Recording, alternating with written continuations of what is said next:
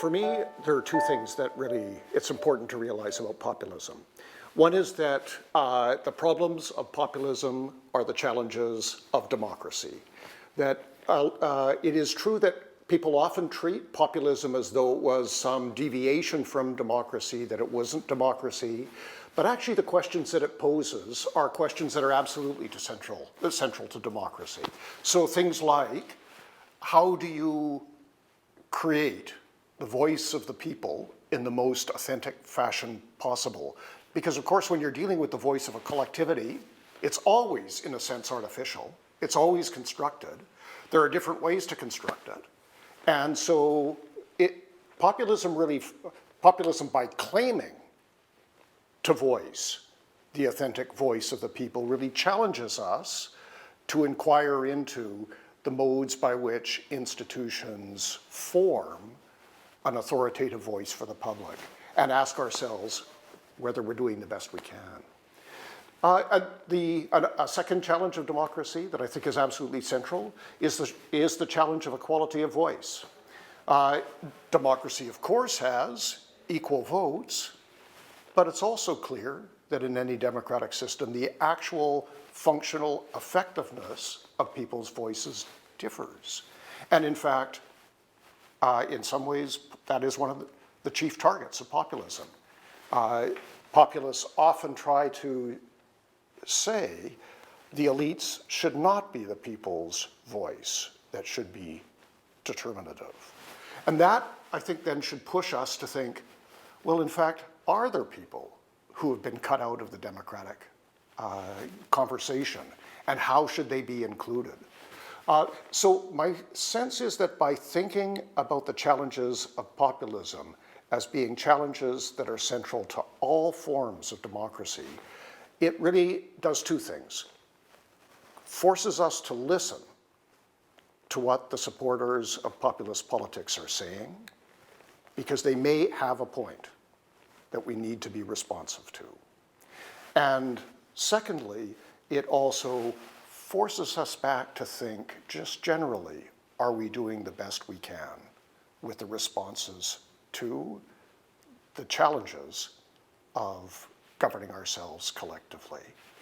So that, I think, is really, it's central, so that we can listen and be responsive and realize that populist movements are voicing often, sometimes they're simply anti-democratic, but often, in fact, they're voicing concerns that any true Democrat has to be thinking about.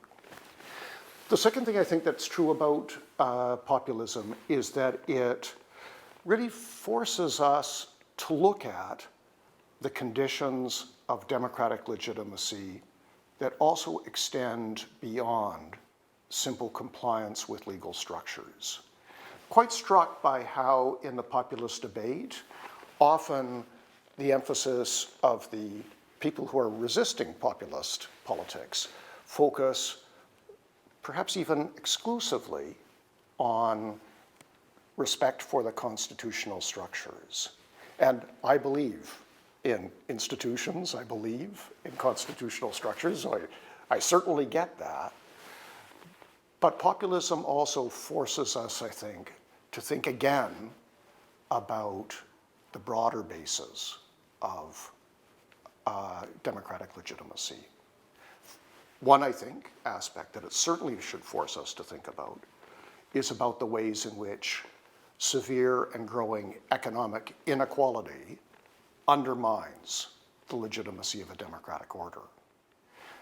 So we should be careful that we don't all become constitutional lawyers in our response to populism. We should actually listen and realize that perhaps we should be redirecting ourselves to the other, the non-judicial, the non-formulaic supports, foundations of a truly democratic order.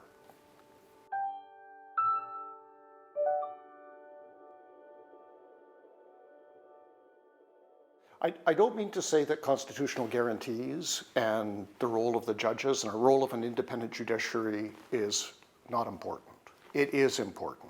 And it's important especially at preserving the baseline of democratic participation, equality of vote, inclusive citizenship, freedom of expression, freedom of association, the things that are absolutely fundamental to being able to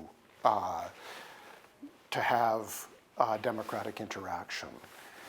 But I want to be really clear that I've never thought, even though I'm a constitutional lawyer, that judges can save us from ourselves. I think when things go wrong, the only thing that really founds the constitutional order is its acceptance by the people whose order it is.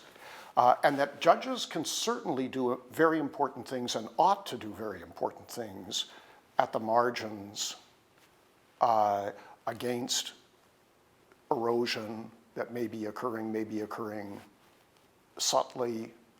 So judges, and courageous judges, have huge things to do.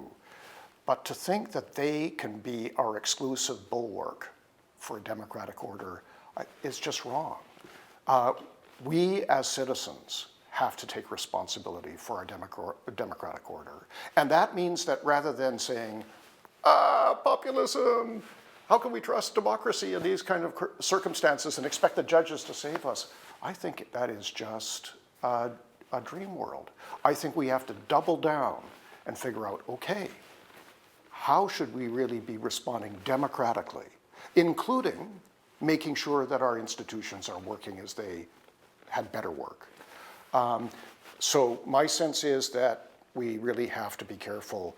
Yes, protect, preserve the role of the judges for those tasks, those extraordinarily important tasks that they can do, but never fall into the error of thinking that it can be self-sufficient and turning our tails and running from democratic decision-making. In fact, we have to reinvigorate democratic decision-making.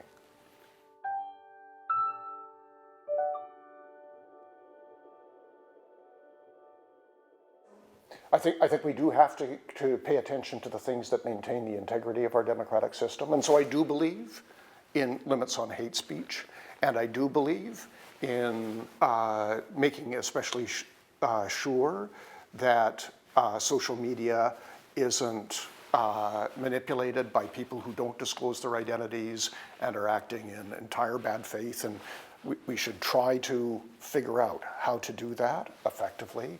I think that I certainly believe that that's true and that we need to be concerned about that. But again, I think we should never lose sight of the fact that this is to